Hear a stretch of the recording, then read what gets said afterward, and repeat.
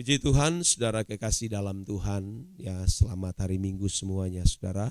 Kita bersyukur kita ada di tanggal 18 Agustus 2024. Kita baru memperingati Hari Kemerdekaan Republik Indonesia, saudara. Yang ke-79. Ya. Sudah tidak lama 1 abad. Oke, baik Bapak Ibu Saudara, tema kita hari ini adalah berjaga-jaga. Karena kematian adalah realitas yang tidak pernah terprediksi kapan terjadinya. Maka persiapannya harus sekarang. Ya, sekarang saudara. Jangan sampai saudara menunda. Nah, untuk itu saudara kita harus lakukan. Harus kita lakukan persiapan. Tentu saudara-saudara kasih dalam Tuhan, dalam persiapan tersebut tentu kita harus terus bertobat. Artinya terus mengalami pembaharuan cara berpikir. Mindset kita benar-benar memiliki irama seperti Putra Tunggal Tuhan Yesus Kristus. Makananku adalah melakukan kehendak Bapa dan menyelesaikan pekerjaan Tuhan. Jadi yang menjadi kebutuhan setiap hari, saudara. Kalau hari ini rata-rata sebagian besar kita masih melakukan kehendak kita masing-masing. Masih melakukan kehendakku, bukan kehendak Bapa. Tetapi seiring dengan persiapan kita menghadapi realitas kematian, tentu kita harus bertobat sungguh-sungguh, terus mengalami pembaharuan cara berpikir, metamorfoste. Ya saudaraku, supaya ketika kita benar-benar meninggal dunia, ketika berdiri di hadapan Allah, saudara, kita benar-benar didapati tidak bercacat, tidak bercelah. Sebenarnya inilah yang harus kita perkarakan setiap hari. Tentu kita bertanggung jawab terhadap apa yang Tuhan percayakan kepada kita. Apakah itu sebagai ibu rumah tangga, ya tanggung jawab sebagai kepala rumah tangga, tanggung jawab anak. Tentu yang utama adalah bagaimana bisa menyelesaikan pendidikan supaya bisa menjadi efektif dalam pekerjaan Tuhan. Itu kita tanggung jawab. Tetapi ada hal yang lebih daripada itu adalah mempersiapkan hari kematian. Karena yang satu ini saudara itu sulit terprediksi. Kita tidak bisa pastikan apakah kita masih hidup 1 bulan, 1 tahun, 2 tahun. Karena waktu cepat berlalu saudara. Sungguh tidak terasa. Coba saudara yang berusia 50 tahun. Tidak terasa saudara telah mencapai usia 50, 60, 70. Dan oleh sebab itu kalau sampai tidak persiapan apa-apa itu mengerikan. Orang mau menikah saja saudara, dia persiapan jauh-jauh hari. Apalagi kalau mau buat pesta besar, ingin mengundang pejabat tinggi atau relasi kerja yang dianggap terhormat. Wah, itu dia buat persiapan. Persiapan yang matang. Itu dipersiapkan jauh-jauh hari. Nah, kenapa untuk hari kematian banyak orang tidak persiapan, saudara? Di dalam Lukas pasal 21 ayat 34 dikatakan, jagalah dirimu, supaya hatimu jangan syarat oleh pesta pora dan kemabukan serta kepentingan-kepentingan duniawi. Dan supaya hari Tuhan jangan dengan tiba-tiba jatuh ke atas dirimu seperti suatu jerat. Jaga diri, saudara,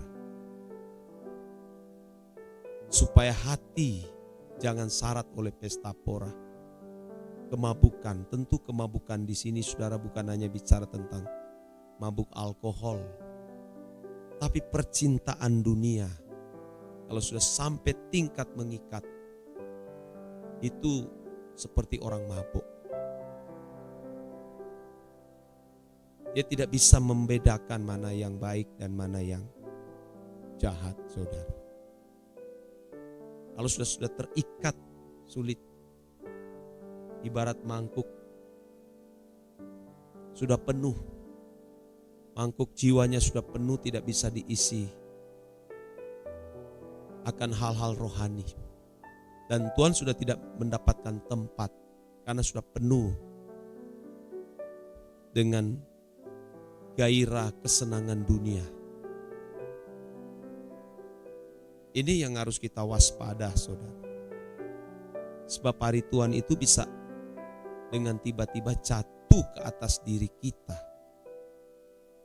Atas diri saya juga atas dirimu. Oh, itu fakta. Saya pendeta banyak melihat hal itu. Kemarin baru ketemu. Ya.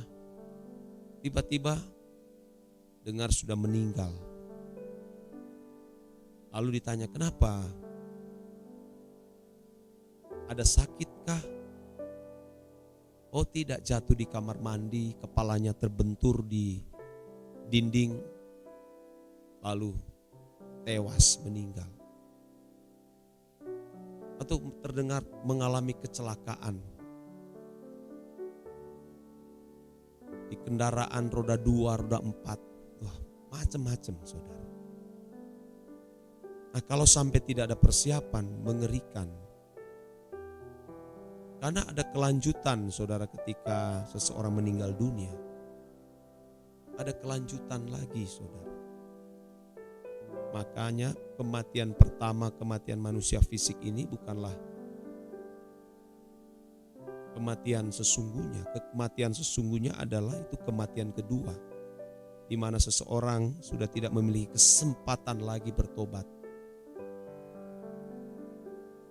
Tentu dilemparkan ke dalam lautan api.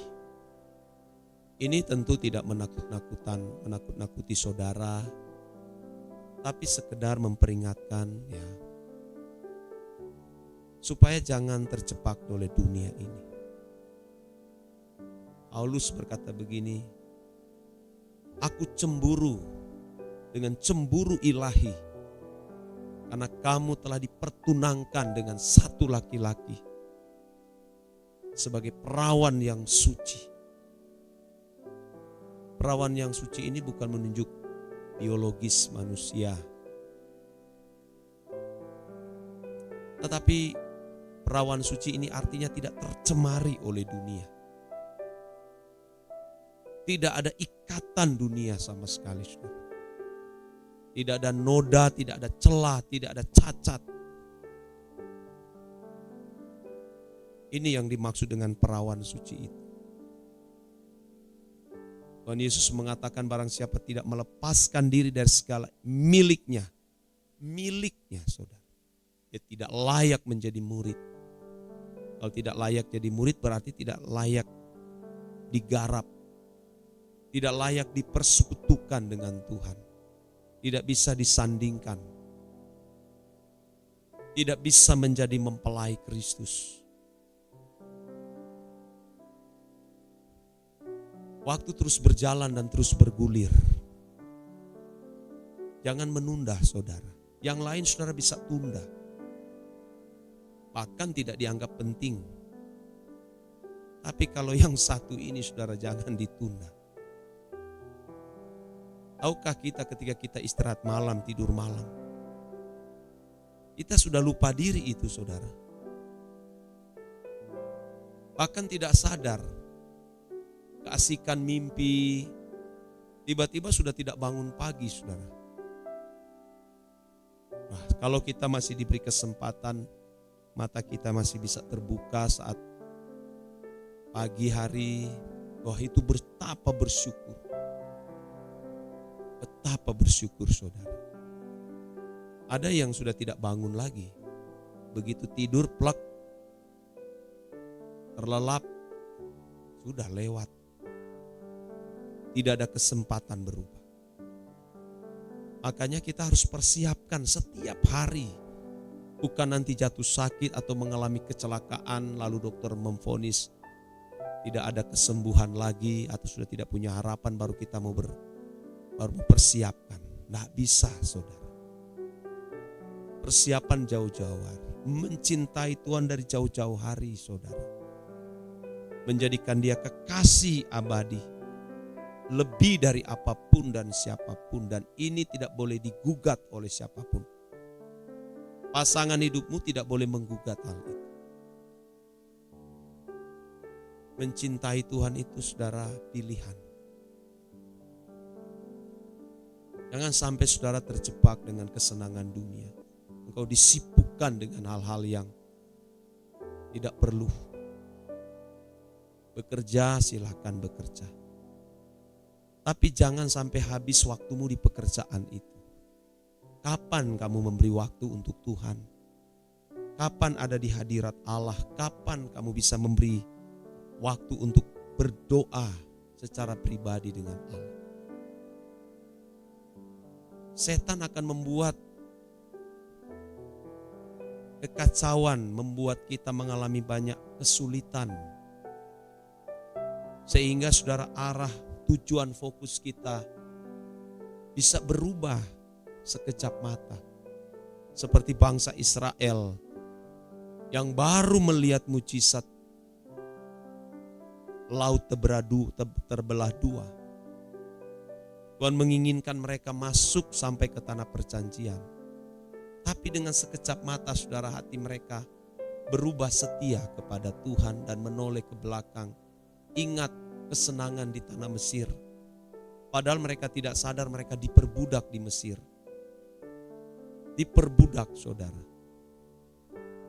Tidak ada tujuan hidup sebab tujuan hidup mereka hanya perut. Bagaimana perut bisa kenyang. Gairah lidah bisa terpenuhi. Nah, kalau hanya begini, buat apa kita menjadi orang percaya? Buat apa jadi manusia? Lebih baik jadi monyet makan pisang, lompat di pohon-pohon, setelah itu sudah tewas. Nah, kita manusia yang harus memiliki tujuan yang jelas, yaitu kekekalan.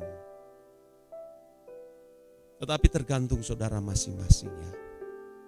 Ayo saudara, kita berjuang sama-sama. Persiapkanlah diri kita setiap hari, ya, menyongsong hari kematian itu.